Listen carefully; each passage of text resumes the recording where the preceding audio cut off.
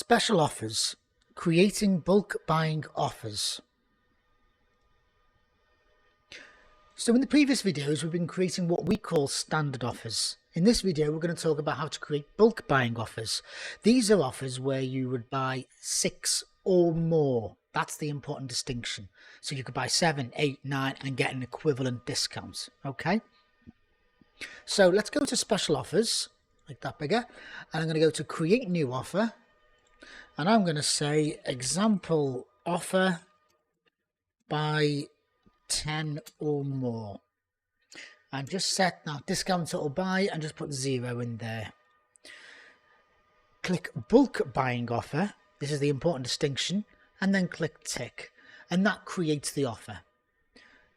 Okay, next we're going to press edit items. Oh, and also notice, by the way, it's got a tick where it says bulk, so you can differentiate between them if you've got standard offers and bulk buying offers. So what you do is you click edit items, and it's very similar, but there is a slight change to it. So what you do is you say you've got to buy 10, because it's 10 or more, isn't it? And then add products. And what we're going to do is add both of these two. Okay. The distinction is on the right hand side, you've got some boxes saying discount by ink tax and X tax. So I'm just going to use the ink tax. So what we're going to do is we know this one's £1 and we know this one's £2. So I'm going to say when they buy this one, knock 10p off. If they're buying this one, you knock 20p off. But only when they buy 10 or more of any of these. Close it, and remember, always test it. So sales mode. So if you buy 1, it's £1. Buy 9, nothing. But as soon as you buy 10, you get £1 off, because it's 10p each. When we click it again, we get £1.10. £1.20, £1.30, and so on. But if we click on number 2, you can see it going up in 20p increments, £1.70, £1.90.